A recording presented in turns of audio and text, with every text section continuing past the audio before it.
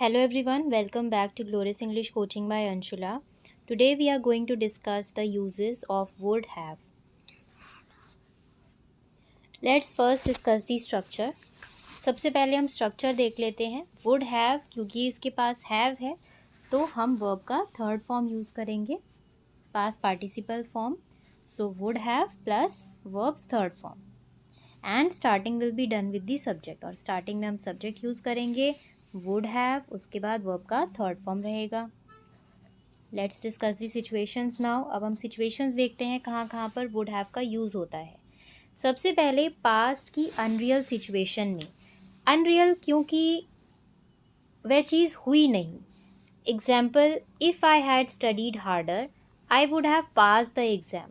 तो अगर मैं और अच्छे से पढ़ाई करता तो मैं पास हो जाता पर हुआ नहीं क्योंकि मैंने पढ़ाई नहीं की थी. तो यहाँ पर मेंशन किया गया है ब्रैकेट में, I didn't study I did pass.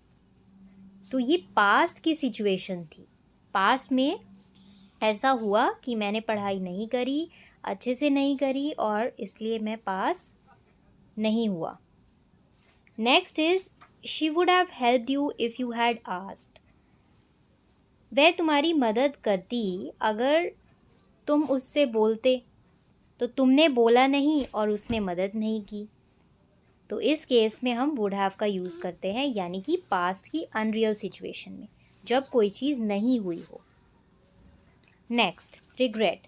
Talking about miss chances. जब आप मिस चांस के बारे में बात करते हैं, जब आपको पछतावा होता है. आई would have called you but I forgot. मैं तुम्हें कॉल करता पर मैं भूल गया. ही would have join the party but he was busy. वह पार्टी ज्वाइन करता पर वह भूल गया. तो ये क्या है? रिग्रेट है. जो आपने चांस को मिस कर दिया, आप उसके बारे में रिग्रेट कर रहे हैं. ये हमारा सेकंड केस है. Next is assumption about the past. जब आप पास्ट के बारे में कोई अजम्पशन करते हैं या गेस करते हैं. For an example, she would have reached home by now. वह घर अभी तक पहुंच गई होगी. तो अभी हमें पता नहीं है, हम बस एजम्पशन लगा रहे हैं. He would have completed the work. उसने काम पूरा कर लिया होगा. They would have heard the news. उन्होंने न्यूज़ सुन ली होगी. These are the cases of assumptions about the past. Next, important rules. कुछ इम्पॉर्टेंट रूल्स हैं. वुड हैव के बाद आपको हमेशा ध्यान रखना है कि आप इसके बाद वर्ब का थर्ड फॉर्म ही यूज़ करें, यानी कि पास्ट पार्टिसिपल फॉर्म आपको यूज़ करना है. Example, I would have go will be wrong, क्योंकि यहाँ पर गो यानी कि बेस फॉर्म का यूज़ किया गया है.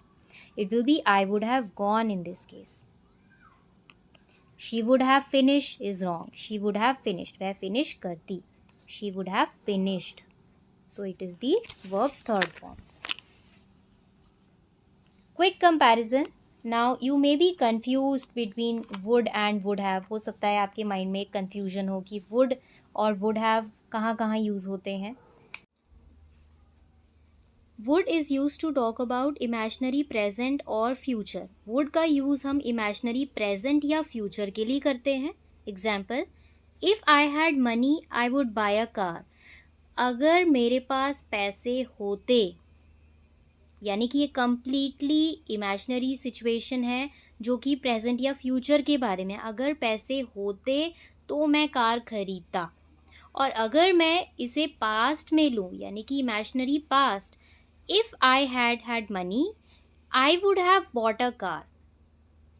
अगर मेरे पास पैसे होते तो मैं कार खरीदता. ये पास्ट के बारे में है, तो इसलिए हमने यहाँ पर वुड हैव का यूज़ किया है.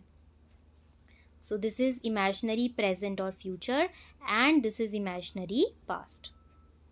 That's all about today's video. In the next video, I will upload practice sentences based on would and would have to clear your confusion.